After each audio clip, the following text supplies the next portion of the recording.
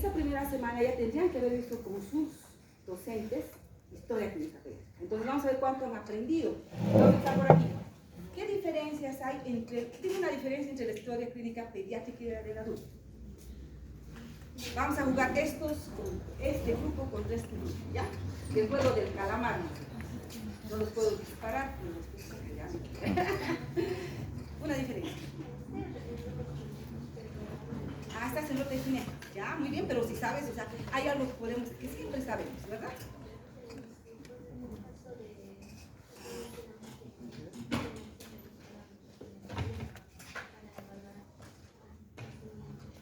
Entonces tenemos que tener parámetros para evaluar su crecimiento, porque la historia clínica no solo se ocupa del diagnóstico patológico, ¿no ve? También se ocupa si está creciendo o no. Muy bien. Otra diferencia, no sé por qué.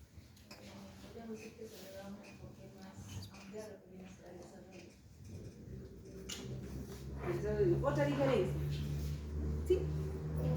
Sobre todo se pregunta O sea, la fuente de historia ya hay, es una, obviamente es una gran diferencia donde la fuente de historia no es el mismo paciente a menos que sea adolescente, ¿verdad? Porque sería muy bien, otra diferencia, vamos a ir por fin. Tranquilo. Si cuando te pregunten no respondes.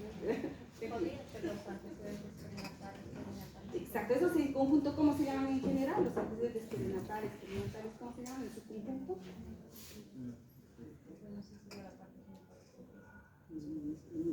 ¿Cómo se llaman en conjunto? Seguro que acaba de decir la compañera, antecedentes perinatales, natales, y ahí entra más crecimiento y desarrollo.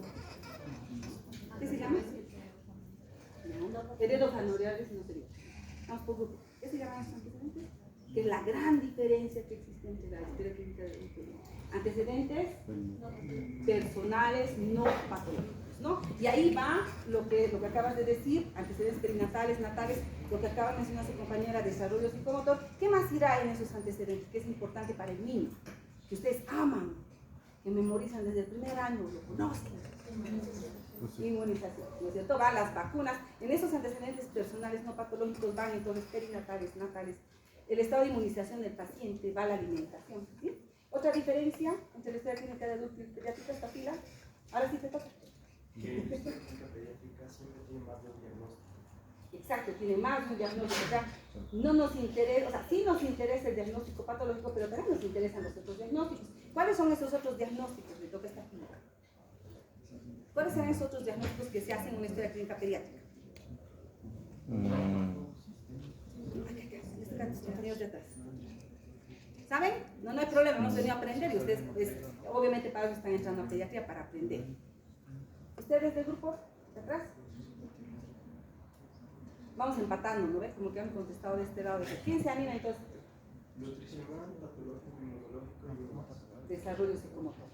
Entonces, si se fijan, la historia clínica pediátrica no es solo diagnóstica de acuerdo al problema que viene el niño, sino también es preventiva, porque ya vemos si su peso está bien, si su talla está bien, si tiene vacunas, para orientarlo, y una vez que se sane de su enfermedad, pues ya va. ¿Listo? ¿Ves que si saben? Tienen muchas cosas que sí saben. Bien.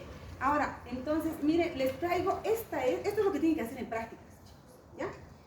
Se ha reglamentado desde hace más de, ya son 4 años que andamos diciendo a los docentes que deben seguir este orden. O sea, la primera semana, los que están rotando estas primeras semanas,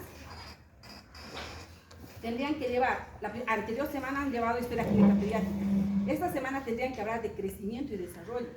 La última semana de su rotación, de alimentación y lactancia materna. Cuando cambien de rote, el primer tema va a ser su favorito, como siempre digo, el PAI, luego EDAS, luego IRAS. Terminan esa su rotación de 3 semanas y la última semana van a llevar infecciones virales o bacterianas, van a llevar malnutrición y finalmente accidentes. Esos son los temas principales que cada docente debería desarrollar con ustedes. Y al margen de eso, obviamente, de acuerdo a la especialidad con la que van. Algunos están rotando con cirujanos, algunos están rotando con otras especialidades. Muy bien, pero para que sepan, esto principalmente sí tienen que saberlo en la parte práctica. Muy bien, ahora vamos a hablar de la historia clínica pediátrica en sí. Y obviamente, ¿cuál es el objetivo? Que ustedes aprendan, obviamente, a confeccionar una historia clínica. Y de esa manera ya empiecen la relación con el niño o con los familiares y aprendan a obtener datos de una persona diferente que no es el propio paciente. ¿Okay? Para esto obviamente tienen que aplicar, ustedes ya tienen una base, obviamente la base que tienen de lo que es semiología, fisiología, anatomía es de adulto.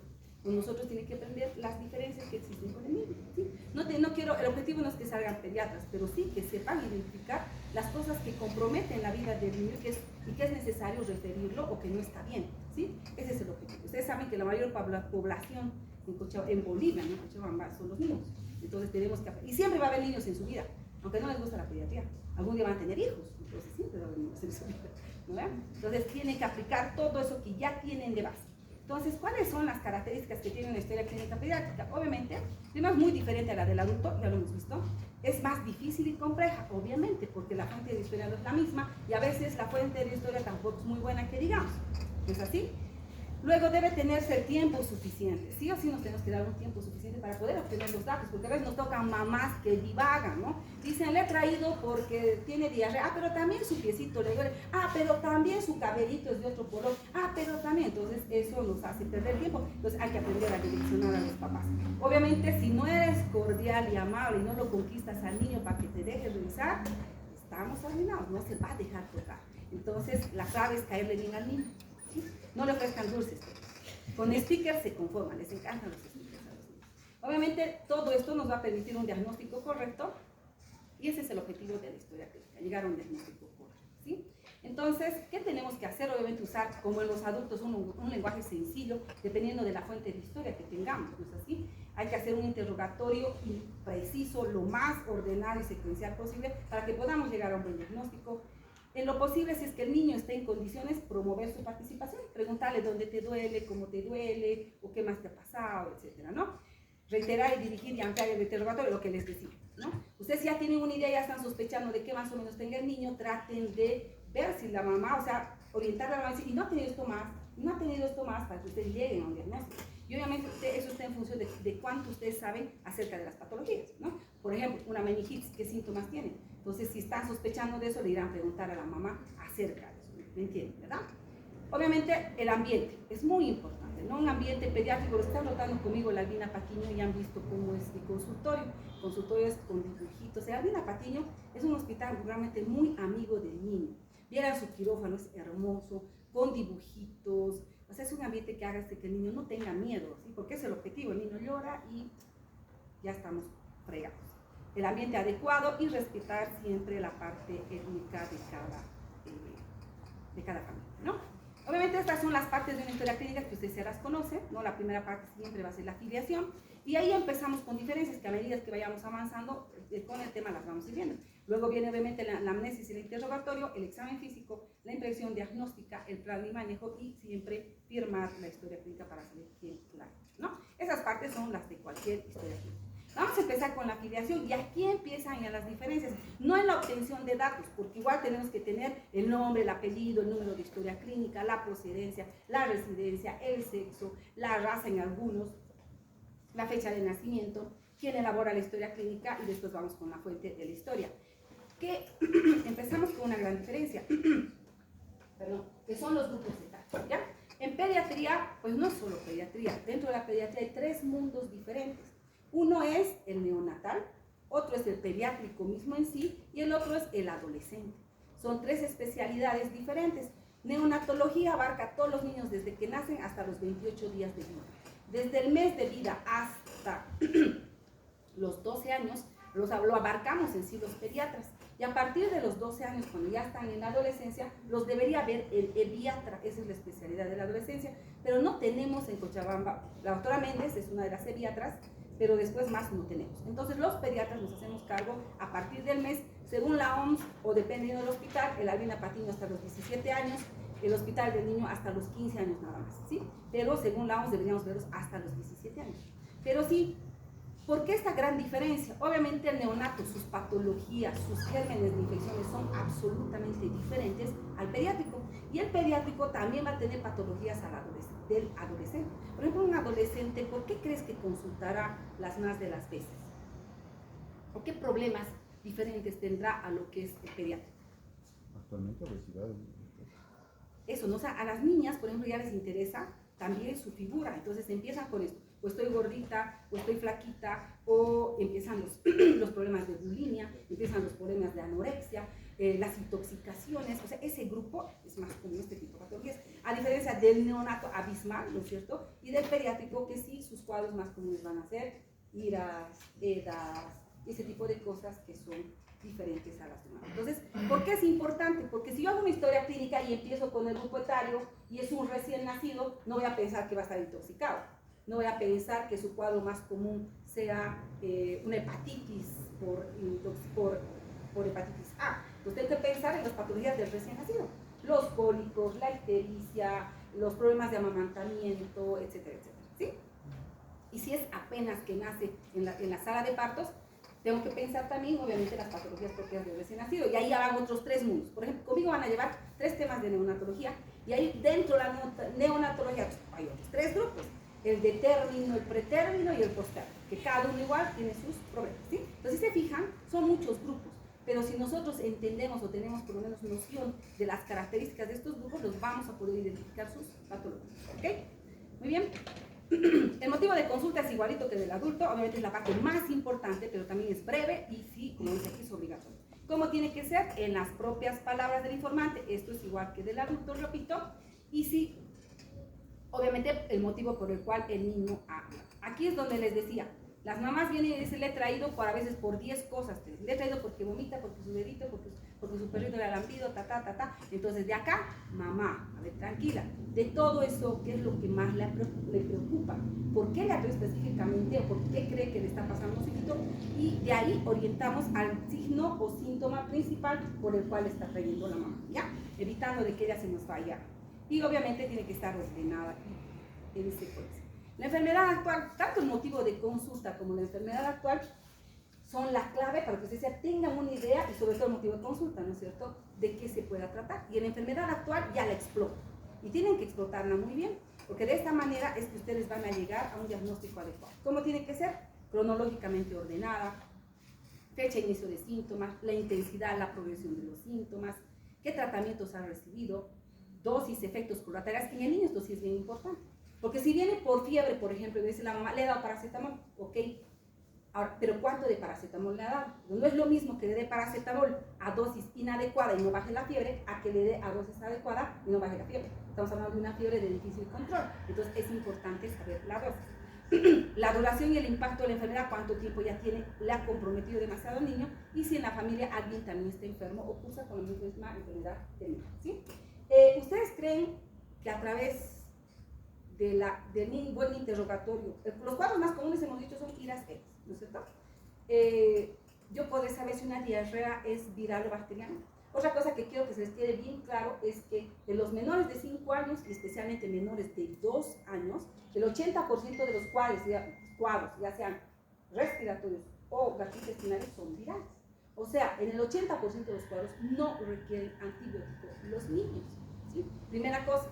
Segunda cosa que está bien estudiada es que si en los primeros 2 años el niño recibe antibióticos, su respuesta inmunológica es mala. ¿Por qué?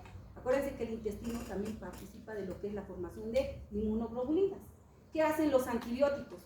Chao flora normal, chao flora propia del intestino que ayuda en la generación de vitamina K, de inmunoglobulinas. Entonces, obviamente no se van a formar buenas inmunoglobulinas y esos niños van a ser todo el tiempo personas que se enferman y hasta inclusive con resistencia a antibióticos. Entonces, les estoy dando todas las razones para que los menores de 2 años no utilicen antibióticos, ¿ok? Entonces, las diarreas, les decía, es lo más común. ¿Ustedes creen que yo puedo diferenciar si una diarrea es viral o bacteriana? ¿Qué me dices tú? ¿Será factible esto a través de un interrogatorio? No, para ti no. ¿Quién dice que sí? Que sí se puede diferenciar si es viral o bacteriano. ¿Cómo? Todo el tiempo de desarrollo. Tal vez no tanto el tiempo.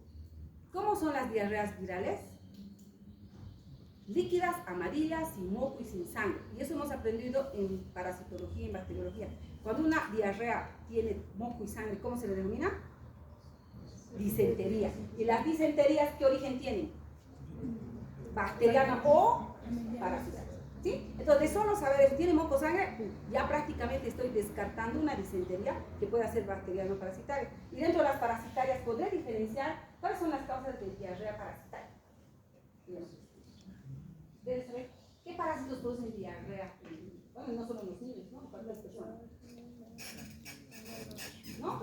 Este grupo, a ver, ¿qué parásitos producen diarrea con disentería? Yardiasis. La yardia, ¿qué más? Amediasis. Las amebias. Ahora, ¿podrá diferenciar ameba y giardia? Sí. ¿Cómo? Las giardiasis tienden a ser tipo tosea, pueden hacer toseas. Exacto, muy bien, porque ¿dónde se aloja la giardia? En el colon. En el duodeno. ¿Dónde se absorbe todos los alimentos? En el duodeno, lo tapiza el duodeno. Entonces produce síndrome de mala absorción. Esteatorrea es abundante, es esteatorreica, ¿sí? Y en cambio, ¿la ameba dónde se aloja? En el colon. En el colon. Entonces, ¿qué produce? Pujos, tenesmo, heces escasas, porque le produce una colitis, ¿no es cierto? Entonces va acompañada de pujos. Entonces, ya lo saben de adultos, lo mismo en niños. Si ustedes se interrogan muy bien, sacan muy bien los datos, van a poder llegar a un diagnóstico. ¿Estamos de acuerdo? ¿Sí? Ok. Ahora nos vamos a las diferencias. Van los antecedentes, y los antecedentes obviamente van a depender de la enfermedad actual, y ahí vamos con los neonatos, cuyos antecedentes, los más importantes son los perinatales, y tenemos en general los antecedentes personales no patológicos, los antecedentes personales patológicos. Empezamos con los no patológicos, lo que les decía, la gran diferencia. ¿Qué debemos interrogar o buscar en los no patológicos? Están los perinatales o prenatales, está la alimentación, el crecimiento, desarrollo, las inmunizaciones y obviamente los antecedentes familiares. Los vamos a desarrollar uno a uno. En los prenatales y perinatales, ¿qué nos interesa? Peor si el niño es menor de 2 años, peor si es un neonato. La mamá durante el embarazo se ha cursado infecciones, ha hecho controles prenatales, se ha complicado, ha recibido antibióticos, tiene pruebas de laboratorio que sean infecciosas y que le puedan contagiar al niño. La convivencia con animales, ¿por qué nos interesa la convivencia con animales? Toxoplasmosis, entonces el riesgo de que el niño nazca con toxoplasmosis y embarazos previos, cuanto también, obviamente, ¿no? Cuanto más embarazos tuvo la mamá, la posibilidad de que el niño nazca chiquitito por algún problema también está, ¿no? Empezando desde la edad de la mamá, ¿no? Para pensar en enfermedades que tengan cromosómicas, ¿no es cierto? Entonces todo eso hay que interrogar en lo que es perinatales y perinatales, la duración de la gestación, el tipo de parto, no es lo mismo que sea eutóxico o cesárea, la causa de la cesárea o el motivo de la cesárea, el tiempo que ha durado el parto, se han usado medicamentos en el intraparto, también es bien importante, sobre todo si ustedes van a ir a recibir. Cuando hagan su año de provincia, sí, cuando estén en el internado y vayan a la provincia, les va a tocar recibir recién nacidos. Entonces es importante saber si a la mamá le han dado algún sedante o algo, porque los niños les pueden hacer flácido. Ustedes tienen que estar listos para reanimarlo, ¿ok? Entonces esos datos son muy importantes, ¿no? La presentación, obviamente, si ha sido cefálico, podálico, el ábaro con el que ha nacido, si es que ha tenido alguna complicación, como por estar amarillo y apenas ha nacido, o infecciones congénitas, o tal vez convulsiones. Todos estos datos son muy importantes como prenatales o perinatales. En la alimentación, la lactancia materna exclusiva nos interesa mucho para saber que este niño, qué probables problemas va a tener, y si va a tener problemas de alimentación también, si está utilizando alimentación artificial, el tipo, el inicio, cómo lo prepara inclusive, ¿no? La alimentación complementaria, esto es bien importante. Cuando nosotros tuvimos una vez un niño de 6 meses que consultó porque estaba totalmente dematizado en anasarca. ¿En qué patología piensa? Los de atrás, a ver, ¿en qué patología piensa si un niño te viene en anasarca? Totalmente dematizado, la que está al último. ¿En qué piensa? Totalmente de causas de edema generalizado. Puede ser desnutrición, sí, pienso el niño muy bien, pero desnutrición, ¿qué más? Exacto, algún problema renal, ¿qué más? O algún problema cardíaco, ¿no ves? Son los que van a producir. Entonces sí, entró como síndrome de hematoso. ¿Qué pasó con este niño? La mamá le daba leche entera. La leche entera, que ya van a aprender a manejarla, es por ejemplo la PIL de subsidio, las que se da a partir del año, que la cantidad de proteínas que tiene es exagerada, es mala, o sea, es una proteína muy cargada en mucha cantidad. Esa proteína al riñón en exceso le hace daño. Entonces ocasionó un daño renal, una falla renal por el exceso. Le daba leche PIL y le daba bien concentradito porque no aumentaba de peso. Le daba como que 3 onzas de agua y le ponía como 5 de leche. Entonces ocasionó daño renal y el niño acabó con eso por la mala alimentación y el mal preparado de la leche. Hasta eso tienen que aprender. Sé que la lactancia materna es lo mejor, pero si no, ustedes tienen que aprender cómo se prepara, ¿ok? Para enseñar a las mamás. Problemas de alimentación como reflujo, etcétera, o mala tolerancia a la lactosa, qué dieta recibe actualmente, de acuerdo a la edad del niño, y obviamente profundizar y ver si existe algún problema de intolerancia a alimentos, ¿ya? Como la lactosa, mala absorción o diarreas crónicas. ¿Ok? Crecimiento y desarrollo. ¿Qué diferencia habrá entre crecimiento y desarrollo? ¿Qué me dice? ¿Habrá diferencia entre crecimiento y desarrollo? ¿Quién se anima? El crecimiento se puede cuantificar como peso, talla y el desarrollo es más Pero también se puede evaluar, ¿no? A través de la... Más allá, crecimiento implica solamente hipertrofia e hiperplasia de las células, que la vamos a poder identificar a través de los parámetros como su compañía peso, talla. Pero desarrollo nos habla de ¿qué? De maduración de órganos, maduración del sistema nervioso, maduración del tubo digestivo, que van a dar las habilidades del niño en cuanto al desarrollo motor fino, grueso, etcétera, etcétera, ¿sí? Entonces, ambas sí son medibles y esa es la diferencia. Entonces, cuando hacemos la historia clínica, tenemos que obtener obviamente el peso, la talla, y en el desarrollo psicomotor, lo único que hacen la mayoría de las historias son los hitos de desarrollo. Si en el hito de desarrollo yo encuentro algún problema, ya hago Denver, que es más específico y más amplio, donde evalúo los 4 parámetros, ¿ya? Los hitos, ¿cuáles son? ¿A qué edad la sonrisa social? Que tiene que ser al mes o 2 meses máximo, sostén cefálico a los 3 meses, sentarse solo a los 7 meses, gateo a partir de los 9 meses, caminar a partir del año, el lenguaje a partir de los 6 con sonidos guturales, la dentición a qué edad ha empezado, si ya se viste solo, el grado escolar cuando ya son más grandes, ¿no? Entonces esos son hitos de desarrollo que ponemos en la historia clínica. Las inmunizaciones, que siempre les digo, es su favorito porque sé que lo dominan desde el primer año. Hay que ver si sus vacunas están completas, si ha tenido alguna reacción o no. Por cierto, van a llevar conmigo también este tema, ¿ya? Ese es el PAI que ha cambiado. Cada año va cambiando alguna cosa en el PAI, ¿ya? Entonces, por eso es importante que estén familiarizados, pero digo actualizados.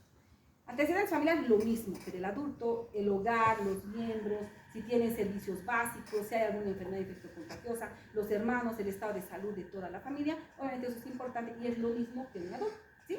La parte económica y demás. Ok, después viene la revisión por sistemas, pero ojo con esto, ¿a todos los niños podemos hacer revisión por sistemas? ¿Qué dicen?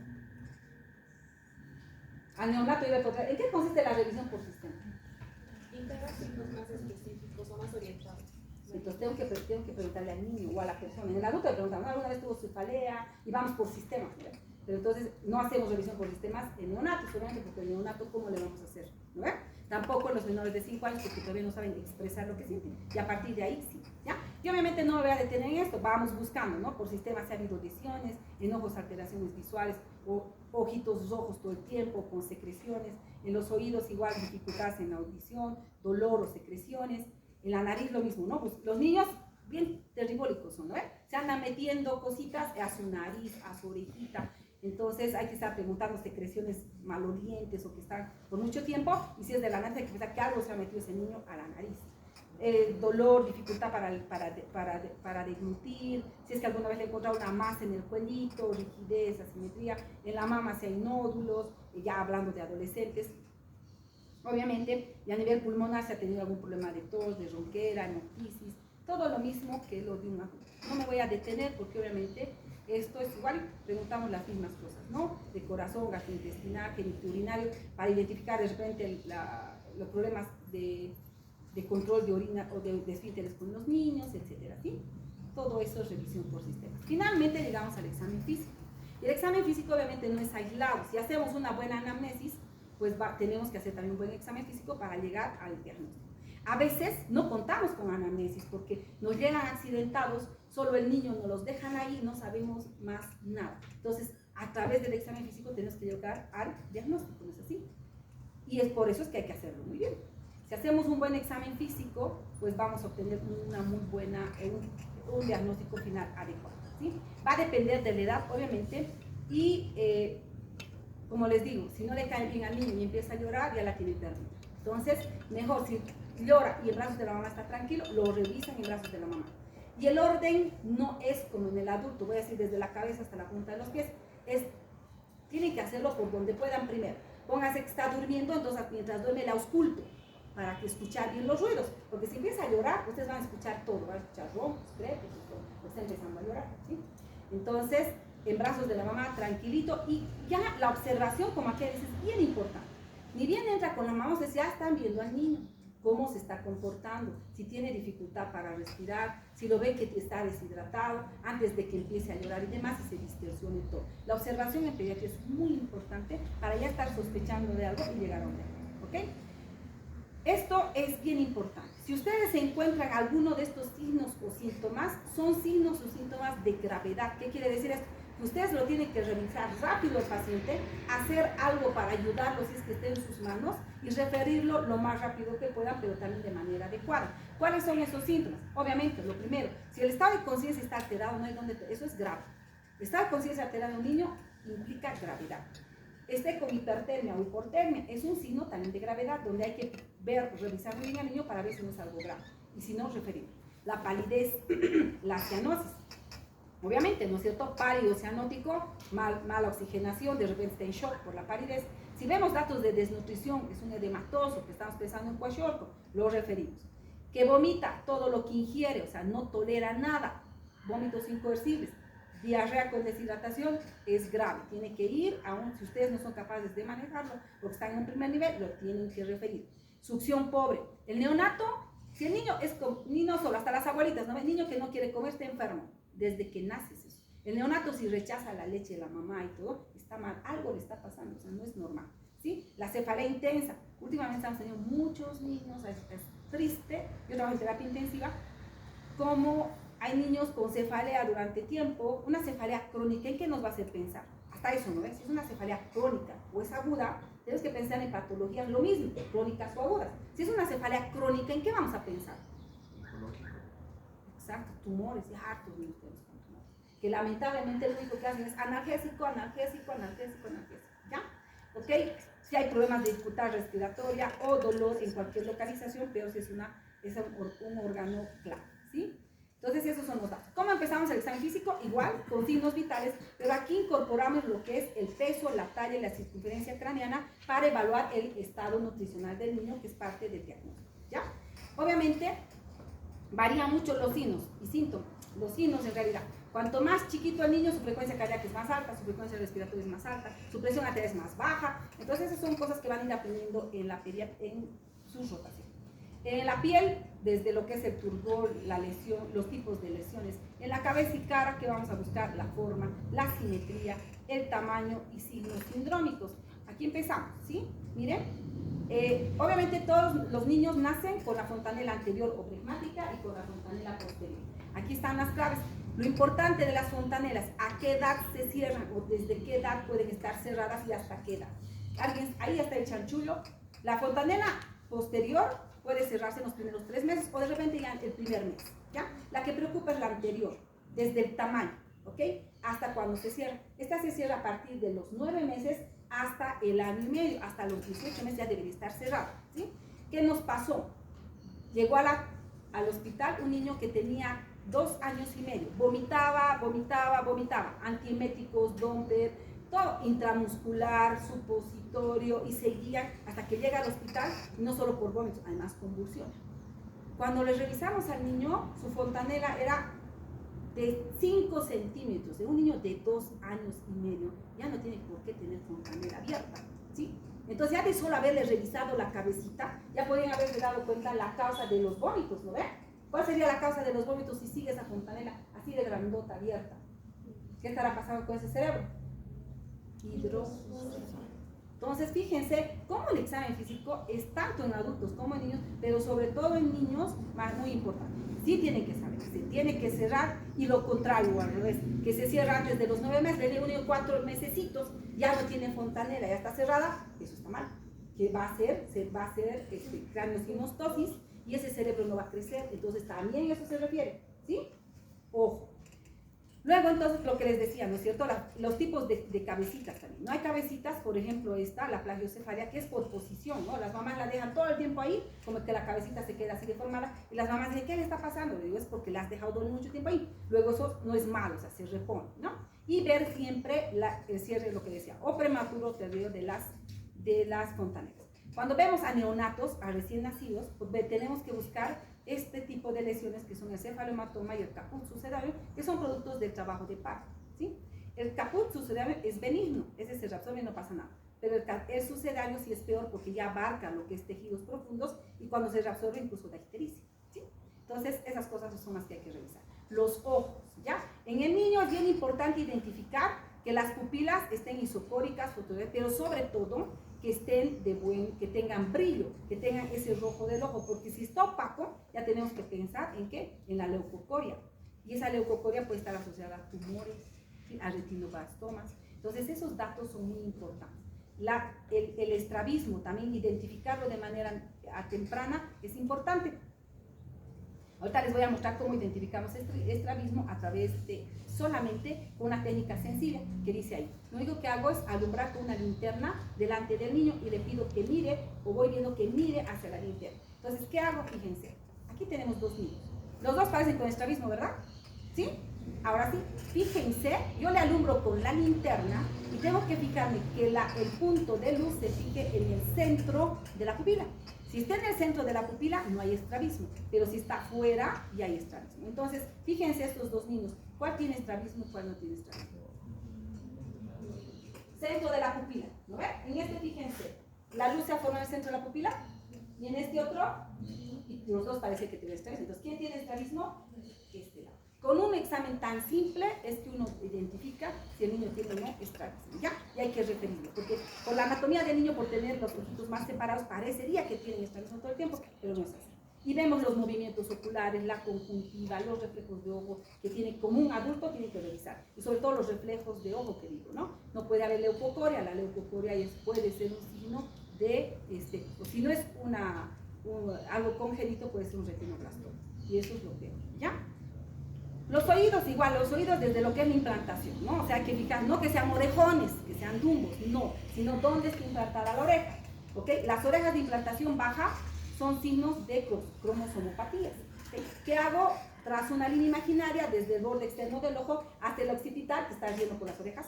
Todo, si está por debajo de esta línea, es implantación baja, y eso implica cromosomopatías, ¿sí? Desde niños Down, Turner, etc., ¿ya?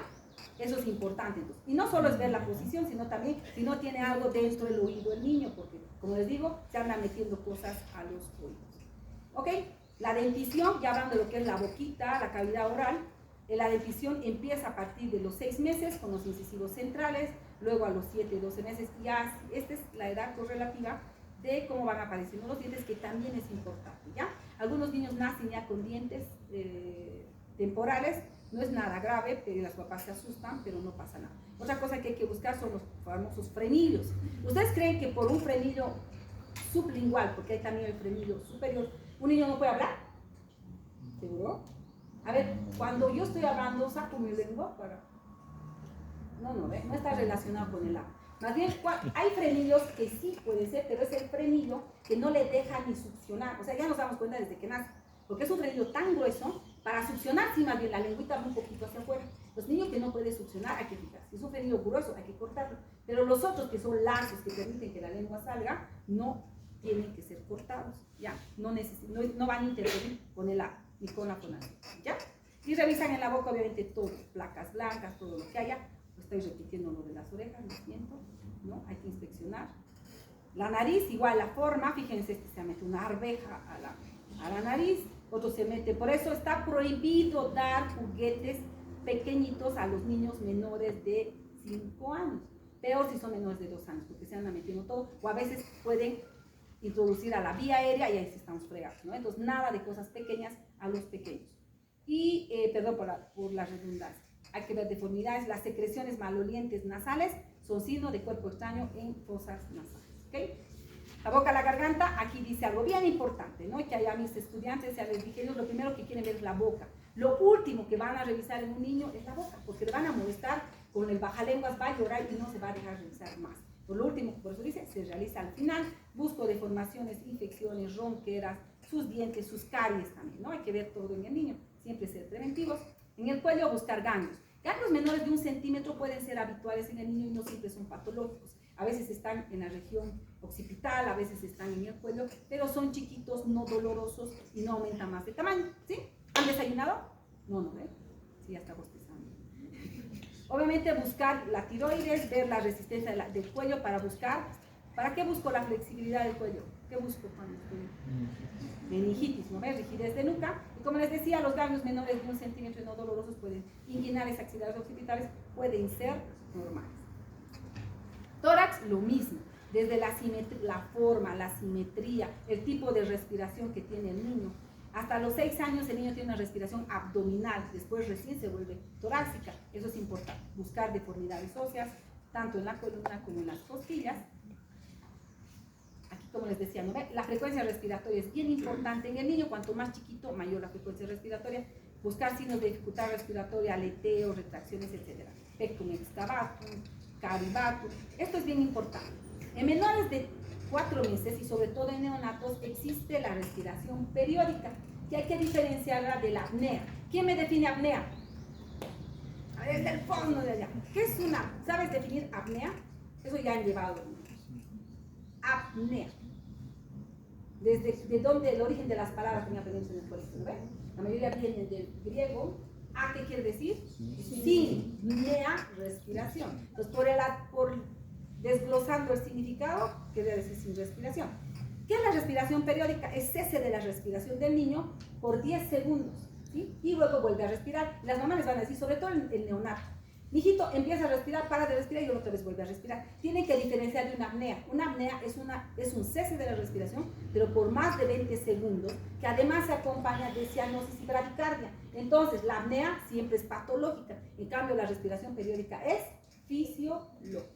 ¿Estamos de acuerdo? La tienen que diferenciar porque si no, el niño corre riesgo, ¿ya? Entonces siempre hay que contar la frecuencia respiratoria de un niño en 1 minuto, porque esos van a poder tener ahí realmente la frecuencia respiratoria adecuada. Si la cuentan en 15 como un adulto, el niño tiene respiración irregular, a ratos respira rápido, a ratos lento y pueden tomar muy mal la frecuencia respiratoria. 1 minuto tienen que usar, ¿ok? En los pulmones la técnica semiológica es la misma que el del adulto, ¿no? Inspección, palpación, auscultación, percusión, ¿sí? Tipo frecuencia respiratoria, lo que hablábamos, está taquineico, estapneico, signos de dificultad respiratoria, tos perruna, tos quintosa. La tos perruna, si yo escucho tos perruna en un niño, ya hago el diagnóstico, ¿no ves? ¿Cuál será el diagnóstico? Tos perruna, no solo en los niños, nosotros también. ¿Tos perruna? ¿Ah? ¿Coqueluche? No. Tos perruna con disfonía, laringitis, ¿no ves? Disfonía, laringitis. La coqueluche es tos quintosa. La tos en quintas, sospecha de tos febril. ¿Qué hacemos a la palpación? La expansibilidad. ¿Podemos hacer vibraciones vocales en los niños? En el neonato, ¿cómo se hacen las vibraciones vocales? Entonces, ¿qué tiene que decir? 33, imagínate un neonato, ¿no ves? 33, de pobre ni siquiera se puede sentar, ¿no ves? Entonces, es bien complicado esto, no podemos hacer vibraciones vocales, obviamente, solamente ver la expansibilidad y demás, hacer la percusión, obviamente, y la auscultación como corresponde en cualquier, ¿sí? El corazón, lo mismo, hacemos la inspección, la palpación, la auscultación, identificamos soplos, los soplos en identificación, lo mismo que en el adulto, ¿no? Si escucho en foco, ¿en qué foco lo estoy escuchando? En sístole, en diástole, para pensar si es una insuficiencia valvular o si es una estenosis valvular. Algo importante, aquí está. Los niños pueden hacer o tener soplos que son soplos fisiológicos o inocentes. ¿Cuáles son las características? Que inician en sístole, es asintomático, ¿sí? Es de corta duración y la intensidad es pequeña, ¿no? Lo que les decía. Y obviamente, ¿en qué grupo etario podemos tener estos? Hasta los 6 meses como máximo, podría ser un soplo inocente, ¿ok? Pero, y en el escolar puede haber también el soplo de Still, que se llama, que es por la hiperactividad del corazón que tiene, que tampoco es patológico, ¿no? Y siempre buscar igual los pulsos y el choque de pulso, que es importante. En el abdomen, lo mismo. En el abdomen varía, ¿no es cierto?, cómo se hace la semiología. Primero hago inspección, después hago auscultación. La palpación debe ser después. ¿Por qué? ¿Por qué varía? O sea, tú al hacerle antes la palpación de la auscultación puedes mover el intestino, ya en teoría era silencioso, pero tú ya al generar algo de movimientos, tú misma te estás boicoteando, porque vas a escuchar así, así, ruidos interiores normales. ¿No? Lo mismo, palpación profunda, percusión y todo. Cuando se percute el tórax, ¿cuál es el sonido que esperamos escuchar? He visto que tiene mucha confusión con eso. ¿Cuál es el sonido al percutir un tórax normal? Sonoridad, no es timpanismo, ¿no? Por ahí, ¿dónde es timpanismo? En el abdomen, porque es víscera hueca, ¿no? Entonces, hay que ver el abdomen, la técnica siempre, bracitos a los costados, en qué posición está. El hígado, el niño puede tener hepatomegalia fisiológica hasta los 2 años, 2 centímetros por debajo del reborde costal, es normal, ¿sí? Pero a partir de eso ya no. En el niño, o sea, el cordón umbilical apenas nace, también es importante, tiene 2 arterias y una vena. ¿Por qué? Dirás, ¿qué tiene? ¿Qué si tiene no así? El hecho de que tenga solo una arteria y una vena está asociada a malformaciones renales. ¿Ya? Todo en pediatría tiene un porqué y por qué lo buscamos. Genitales, lo mismo, ¿no? Siempre respetando el pudor de los niños. Hay niños, una vez un niño me sentí muy mal, me he hecho sentir acosadora. Ellos, 2 añitos de edad y el pequeño, la mamá, tenía todos los síntomas de una infección urinaria, entonces 2 años, varón es más difícil que haya infección urinaria, entonces está asociado a fimosis. Entonces tengo que revisar si tiene fimosis, ¿no?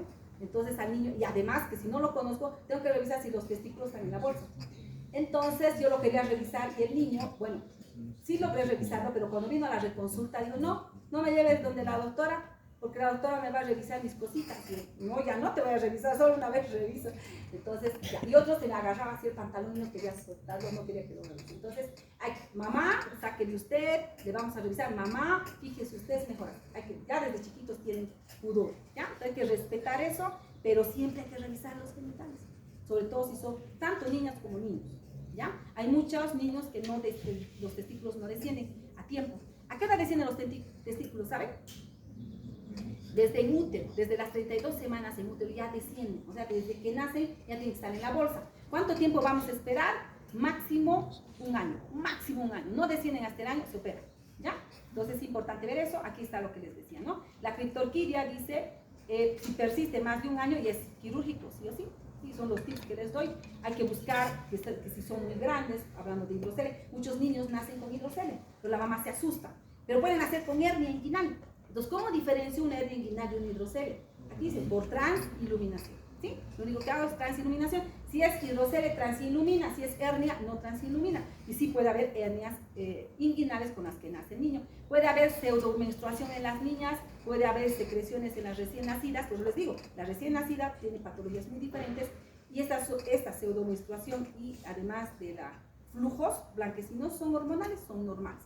Que no se asuste la mamá. Y obviamente también pueden nacer las niñas con sinequias de labios menores, por eso hay que revisar siempre genital.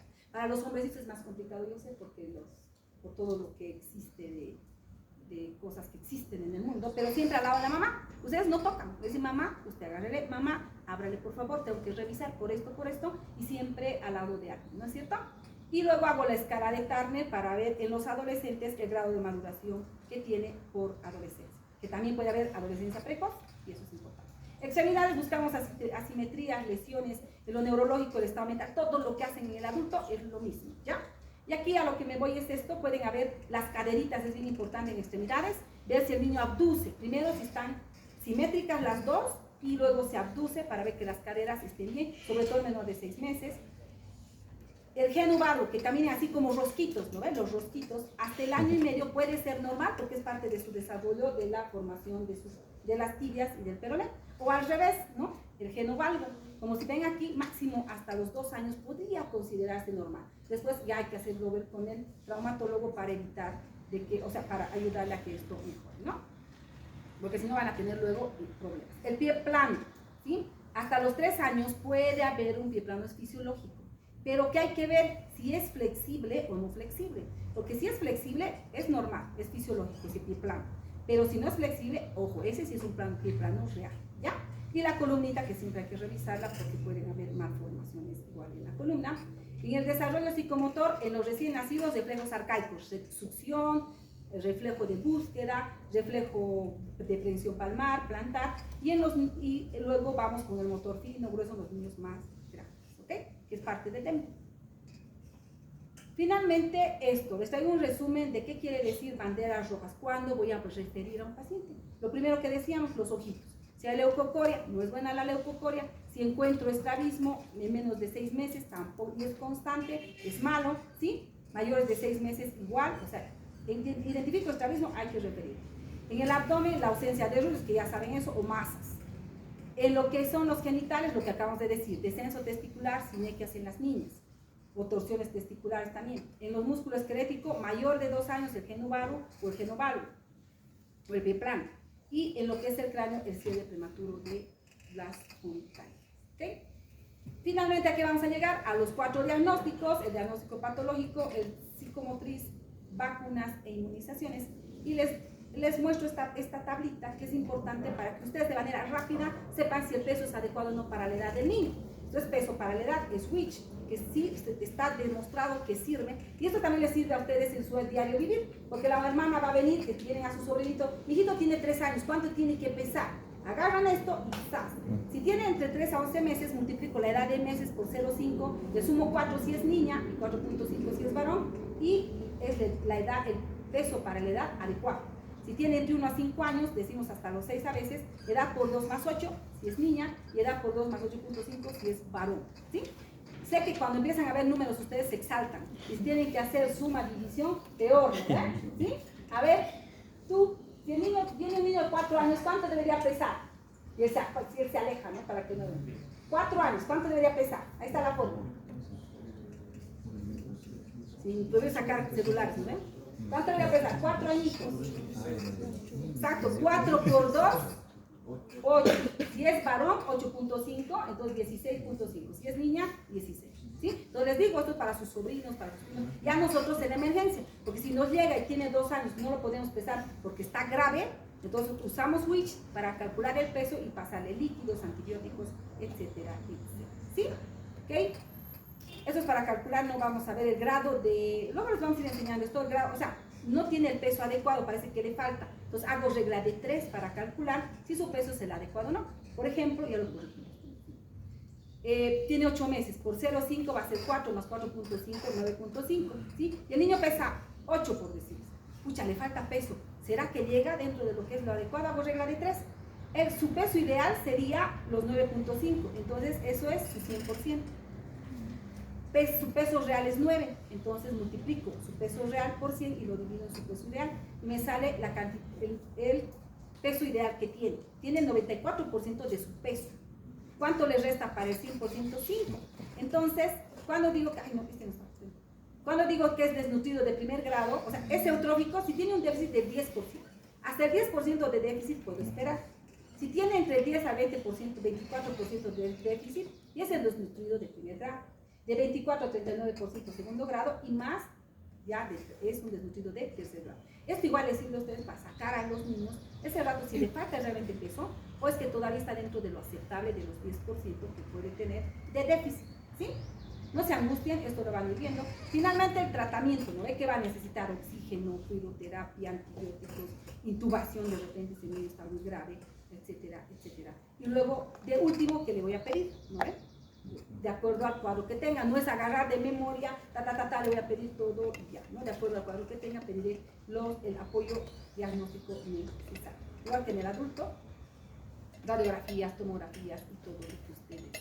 ¿Sí? ¿Ok? Así están toditos, han venido despertándose a la Muy bien, ¿dudas, preguntas? Ya saben cómo se uno está